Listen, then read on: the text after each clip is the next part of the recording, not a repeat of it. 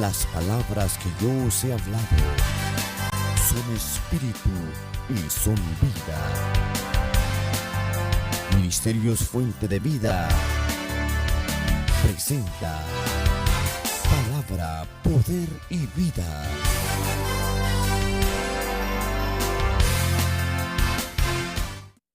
Cuando nosotros venimos a la Biblia, la palabra del Señor, escuchamos cómo el Señor Jesús obró, hizo tantos milagros a favor de tanta gente. Y nosotros mismos en nuestra vida cristiana hemos escuchado y hemos experimentado también milagros de parte del Señor. Yo he experimentado milagros de parte del Señor reales. Y usualmente, cuando hablamos con alguna persona, casi siempre podemos percibir que esa persona está necesitada de un milagro de parte del Señor. Si es en la salud, en la enfermedad que tiene en su cuerpo, si es financiera, si es emocional, si es relacional. ¿Por qué necesitamos un milagro? Porque hay cosas que nosotros podemos resolver, hay cosas que los médicos pueden resolver, hay cosas que en la vida natural se pueden resolver, pero todos hemos experimentado en más de una ocasión en nuestra vida que hay cosas que nosotros ni nadie puede resolver a favor nuestro y nos vemos en la profunda necesidad de recibir un milagro. Y escuché tiempo atrás, muchos años atrás, una enseñanza de quien fue y es mi pastor, porque así lo considero desde que yo tenía 7 años, el pastor Mario Carrasco, ahora con 80 años, un hombre fundador de más de 30 iglesias en México y en los Estados Unidos, fundador legítimo de estas iglesias y pastor de el templo Monte Sinaí, un hombre que ha sido una bendición para toda mi familia, para mi papá. Puedo decir que mi padre ha trabajado por 50 o más años mano a mano con este hombre de Dios y que es una persona tan sistemática en el estudio de la palabra del Señor y en la enseñanza. Y hice algunas anotaciones sobre su enseñanza que la he guardado y ahora la quiero compartir. Dice así el hermano Carrasco: Mateo es un evangelio temático. Su material está agrupado por asuntos. En estos capítulos 8 y 9 de Mateo se narran 10 milagros. Dice él en el 8:2 se habla del milagro que recibe un leproso. Ahí mismo adelante un paralítico gravemente atormentado. Más adelante una mujer con fiebre. Más adelante una tempestad tan grande. Luego 2 endemoniados feroces. En el capítulo ya 9, versículo 2, un paralítico traído por 4. Una niña recién muerta, una mujer con flujo de sangre, 2 ciegos y un mudo endemoniado. Y dice nuestro hermano Carrasco, 3 de los 10 casos se relacionan con demonios, 7 no se relacionan con demonios. Y dice aquí, existen grados en la obra demoníaca, enferma, atormenta y destruye. Juan 10:10 en su primera parte. Y luego el hermano Carrasco hace una observación y nos da su punto de vista y dice que hay un secreto para recibir los milagros, diciéndolo de esta manera. Y él anota que hay 5 principios básicos que se conjugan para que sucedan los milagros. Y me pareció muy interesante su análisis. Todos queremos un milagro de parte del Señor. Todos necesitamos un milagro de parte del Señor. Y mi oración es que tanto usted como yo aprendamos de estos 5 puntos sencillos, pero que me parecen a mí fundamentales. Habrá más, pero él ha anotado 5 y a ellos me quiero referir. Si usted y yo estamos en necesidad, como seguramente lo estamos, de un milagro del Señor, pues nos conviene invertir estos siguientes minutos para estudiar juntos la palabra de Dios. 5 principios. Y el primero que señala nuestro hermano Carrasco es el principio del poder. Para que obre un milagro se necesita poder. Por eso usted y yo necesitamos un milagro, porque nuestra necesidad es más grande que el poder que usted y yo tenemos. Por eso solo un milagro puede favorecernos. Cuando un médico dice ya no hay solución para su problema, si él es el médico, ¿qué le queda a usted si usted no es doctor? Si usted ya consultó con diferentes médicos y le han dicho a usted no hay solución para su problema, la única solución es un milagro. Y para que obre un milagro, el primer principio es el poder. El leproso que recibió la sanidad en este versículo, en el capítulo 8, que hemos citado anteriormente, él confesó el poder de Jesús. Él confesó que en Jesús había poder. Usted y yo, cuando venimos a Jesús clamando por un milagro, lo primero que tenemos que entender es que Jesús es quien es y que Jesús es poderoso. Clamamos, Señor, sáname. Estamos reconociendo que Él tiene un poder que usted y yo no tenemos, un principio fundamental, que Él tiene un poder que no tiene la ciencia, que Él tiene un poder que no tienen los economistas. Cuando este leproso confiesa el poder de Jesús, es sanado, y la sanidad que recibió de parte de Jesús fue la prueba fehaciente, contundente, inobjetable del poder de Jesús. Y tengo buenas nuevas para usted. O si no son nuevas, un nuevo recordatorio. Y si no es nuevo el recordatorio, pues es un recordatorio. Jesús sigue teniendo poder. Jesús sigue teniendo interés en bendecir su vida y en bendecir la mía. El poder de nuestro Señor no ha menguado. Qué bonito recordar eso. Él sigue teniendo ese poder.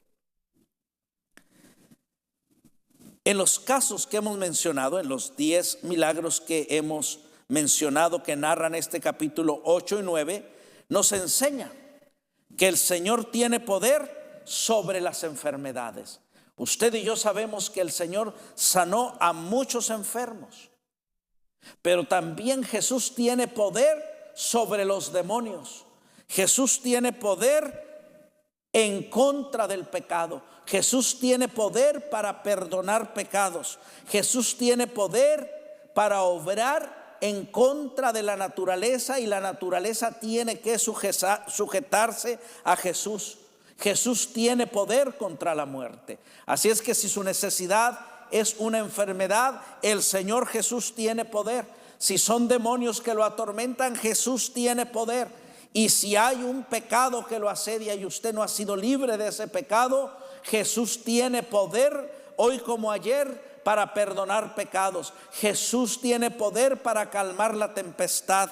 Jesús tiene poder en contra de la muerte, porque Él nos dio vida cuando estábamos muertos en delitos y pecados. Hay un principio para que sucedan los milagros. Tiene que haber poder. Y Jesús sigue siendo poderoso. Y Jesús sigue teniendo interés en obrar ese poder a favor de aquellos que claman a Él con un corazón sincero y lleno de fe. Un principio, el poder.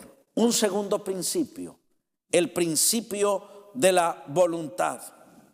Cuando usted y yo acudimos a Jesús como acudió este leproso, usted y yo debemos acercarnos a Él y darnos cuenta individualmente, comprobar que Él desea sanarnos. La voluntad del Señor es buena, es santa, es perfecta y es agradable. Este principio de la voluntad tenemos que comprenderlo, tenemos que comprender, tenemos que aceptar ¿Qué es la voluntad de Dios? Que usted y yo recibamos de sus bendiciones. Es muy importante darnos cuenta cuál es el carácter, cuál es la voluntad de Dios para nosotros.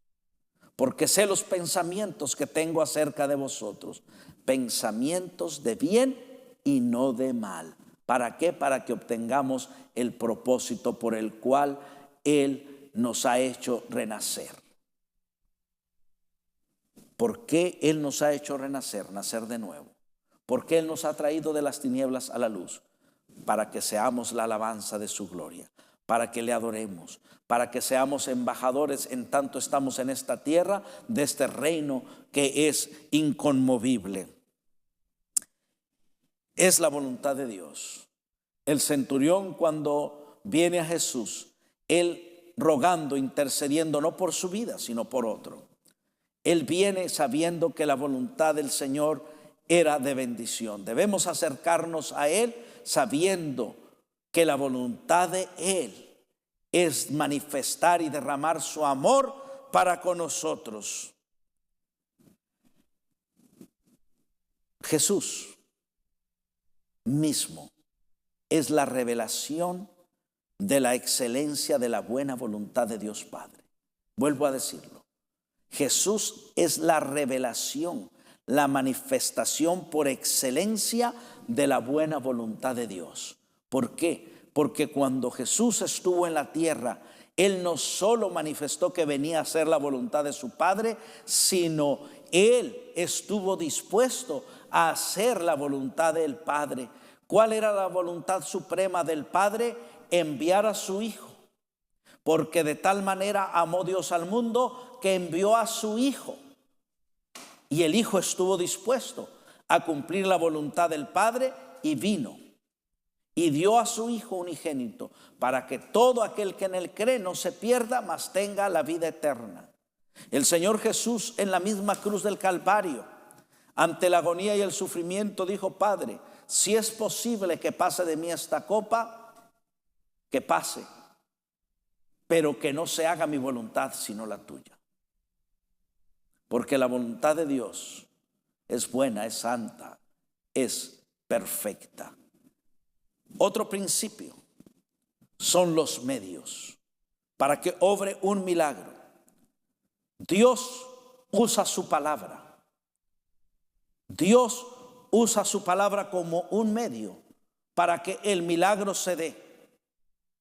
Cuando se le pregunta: si tú quieres, Señor, yo puedo recibir este milagro, Él dijo: quiero.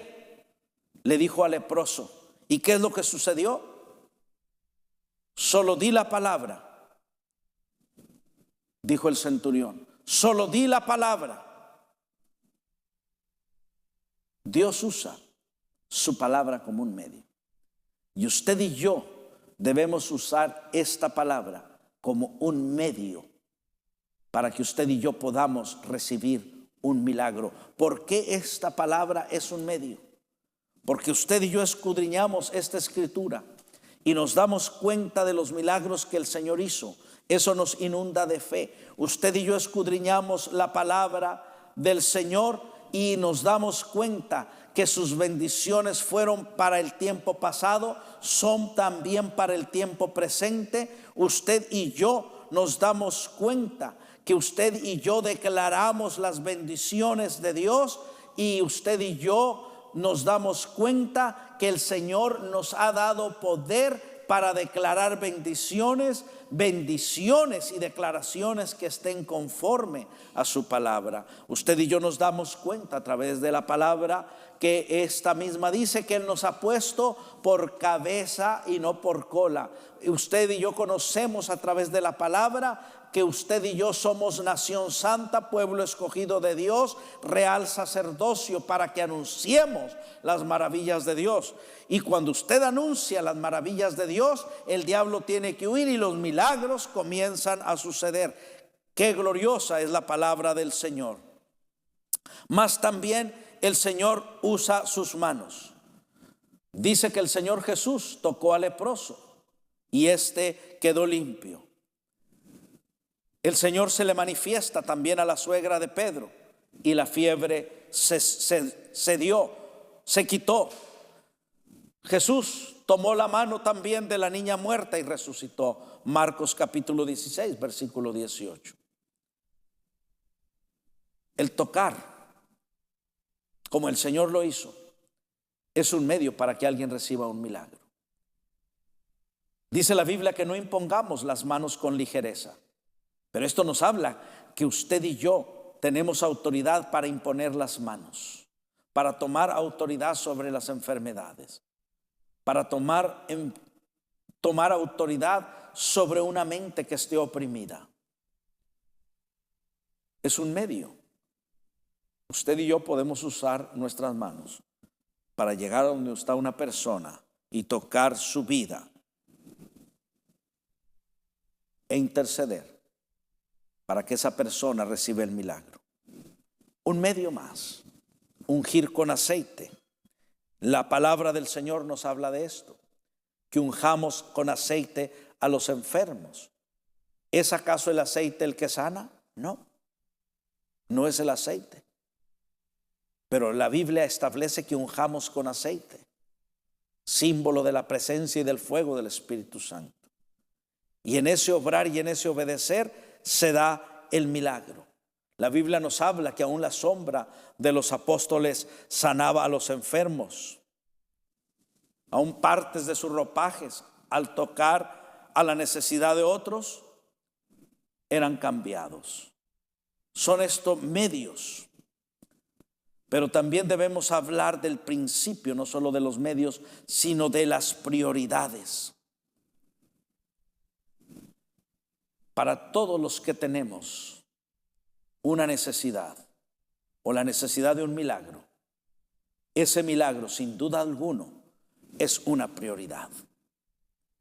Y esa misma premura, esa misma necesidad que tenemos de ese milagro, produce en nosotros una ternura, pero también una incompetencia que nos hace saber que nosotros no podemos obrar el milagro, que nosotros no podemos resolver esa necesidad o ese problema.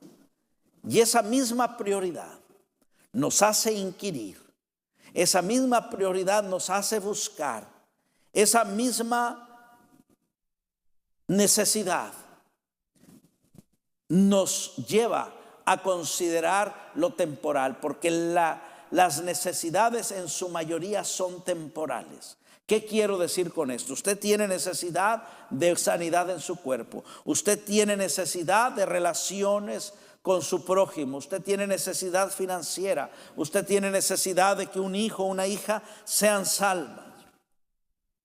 Eso es en la esfera temporal.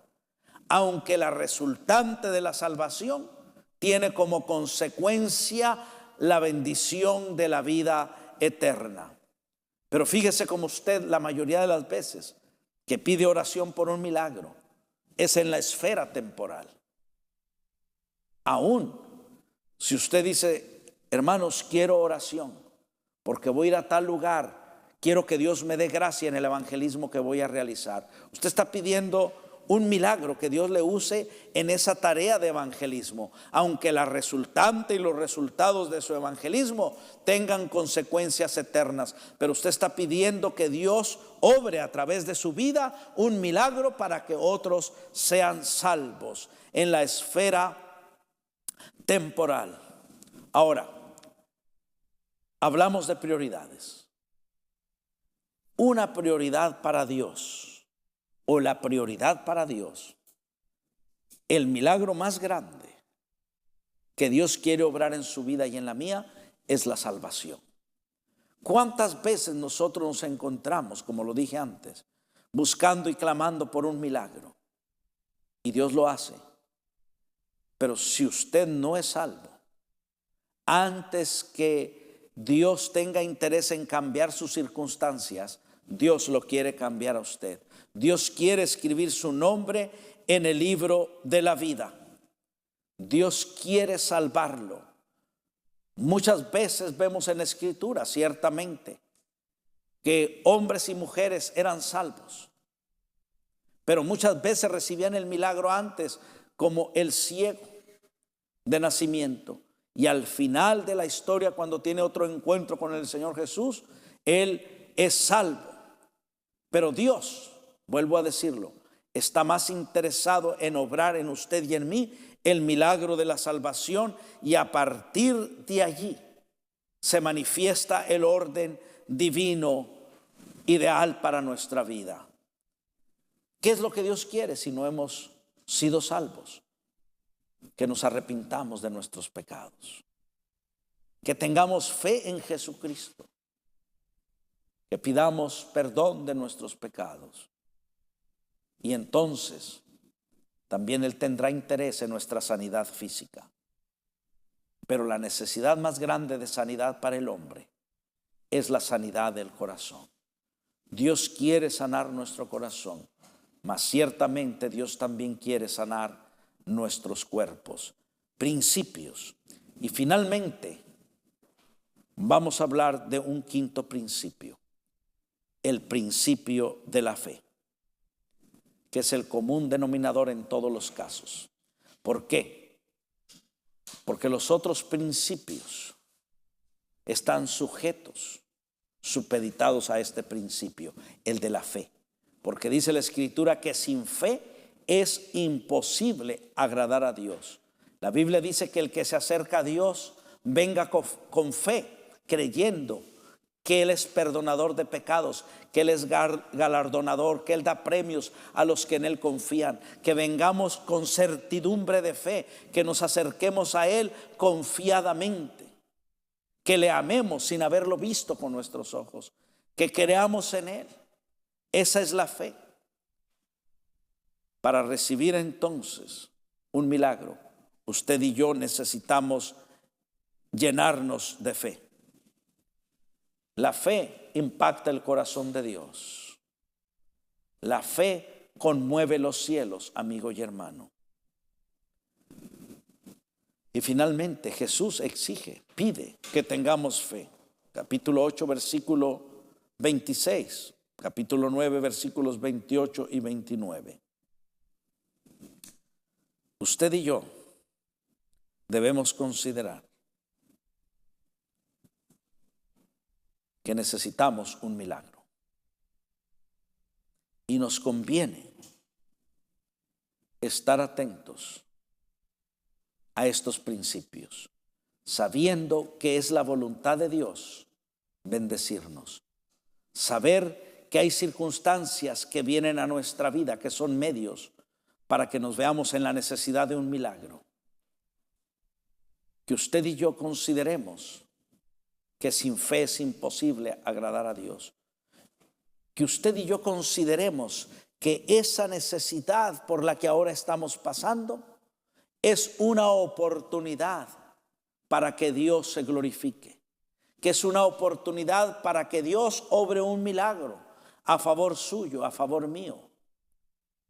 Porque una cosa es cierta, cuando Dios obra un milagro, la vida de aquel que recibe ese milagro no va a ser la misma. Y la vida de otros que están alrededor de aquel que recibe ese milagro tampoco va a ser la misma. Que juntos podamos clamar por ese milagro que tanto usted y yo necesitamos. Terminamos con esta alabanza. Que Dios me le bendiga y hasta muy pronto.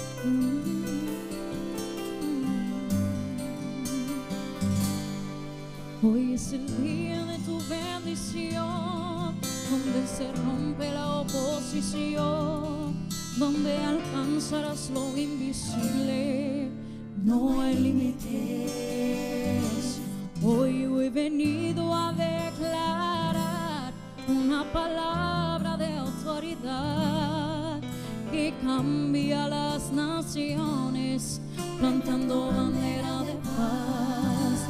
Desato mi tierra y mi generación, rompiendo cadenas, toda maldición. Y hoy se cumple las promesas que Dios te prometió. Hoy grita con fe en tu victoria.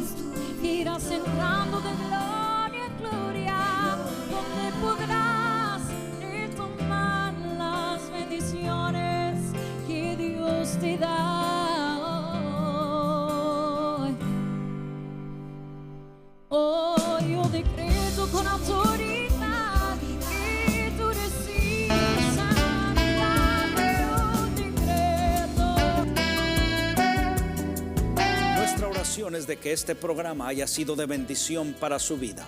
Y lo invitamos a ser parte de nuestra visión a través de sus oraciones y ofrendas. Escríbanos al 3300 Liberty Boulevard en la ciudad de Southgate, California, 90280, o llámenos al área 323-567-7777.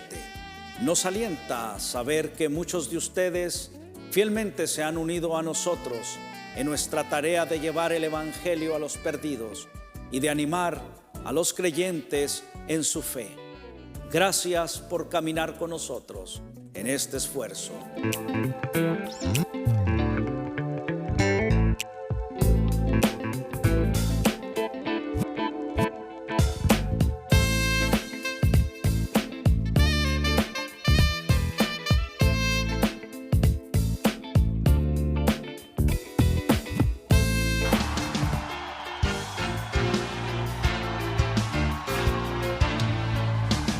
Este fue su programa Palabra, Poder y Vida del Ministerio Fuente de Vida. Si desea escribirnos, 3300 Liberty Boulevard, Southgate, California, 90280, o a los teléfonos 323-567-7777.